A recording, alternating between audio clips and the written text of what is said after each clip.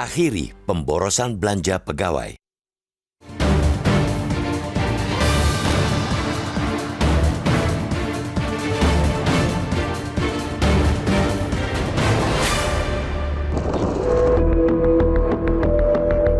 Mengelola anggaran negara jelas tidak mudah. Justru karena itulah aparatur sipil negara selalu di-upgrade kemampuan mereka secara periodik agar kian profesional dalam mengelola keuangan negara. Itulah mengapa saat kita mendapati bahwa penggunaan dan penyerapan anggaran pemerintah pusat maupun pemerintah daerah atau Pemda selalu tidak maksimal. Kita patut bertanya, apa hasil upgrading yang digelar secara periodik untuk para pengelola keuangan negara? Sebab faktanya pengelolaan keuangan negara masih menjadi persoalan klasik yang terus saja berulang dari tahun ke tahun. Anggaran belanja sebagian besar habis untuk belanja pegawai, baik untuk gaji maupun bonus. Akibatnya, masyarakat hanya mendapatkan ampas. Idealnya, belanja negara yang didistribusikan ke daerah digunakan untuk program-program yang memberi kemajuan bagi daerah. Misalnya, untuk membangun fasilitas-fasilitas umum yang memberi manfaat besar bagi rakyat daerah itu seperti fasilitas pendidikan dan kesehatan, serta meningkatkan kesejahteraan rakyat di daerah itu. Anggaran bukan semata untuk melayani dan menyervis pegawai dan memberi bonus saban tahun buat mereka.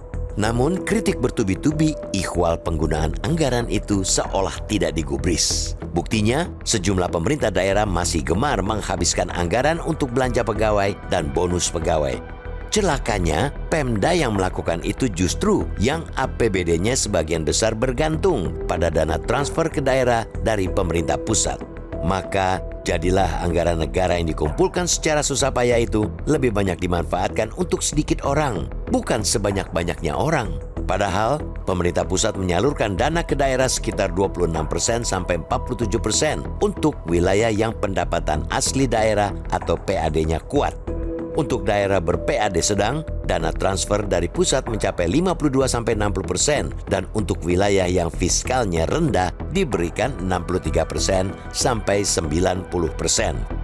Tapi daerah dengan dana transfer dari pusat 63% sampai 90% inilah yang justru paling banyak menghabiskan anggarannya untuk belanja pegawai.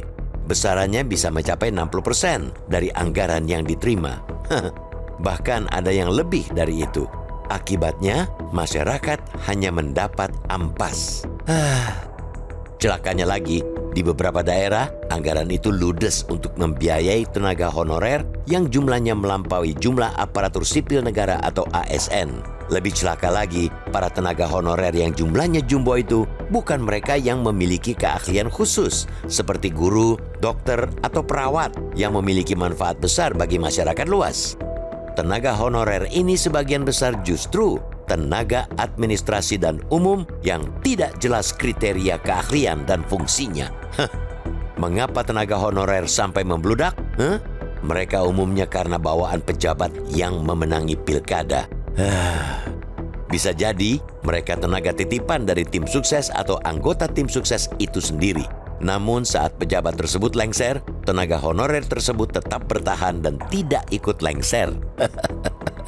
Di saat yang sama, pejabat yang baru datang membawa gerbong honorer sendiri. Jadilah tenaga honorer membludak sehingga menjadi beban Pemda tersebut, bahkan pemerintah pusat untuk membayar keberadaan mereka. Di tengah APBN yang tengah ngos-ngosan saat ini, pemborosan anggaran untuk belanja pegawai sudah saatnya di-stop. Pemerintah daerah harus mengurangi jumlah tenaga honorer mereka, apalagi tenaga honorer yang tidak mendesak keberadaannya. Selain itu, sudah saatnya pemerintah di daerah berpikir dan bertindak kreatif untuk bisa menciptakan peluang yang bisa menarik investasi swasta, sehingga PAD-nya bisa terdongkrak. Dengan demikian, mereka tidak terus bergantung pada kucuran dana pemerintah pusat. Mendagri sebagai kepanjangan tangan pemerintah pusat untuk daerah tidak cukup hanya mengeluhkan dan memarahi daerah dalam manajemen keuangan daerah ini. Mendagri dan jajarannya sudah semestinya memiliki terobosan dan panduan untuk mengatasi masalah menaun ini. Mesti ada terobosan radikal untuk menemukan solusi. Kalau anggaran terus-menerus habis buat belanja dan bonus pegawai, kapan anggaran buat rakyat? Kapan program buat rakyat bisa terrealisasi? Indonesia masih butuh banyak anggaran untuk mengatasi pengangguran, stunting, pendidikan, kesehatan, dan ketimpangan infrastruktur.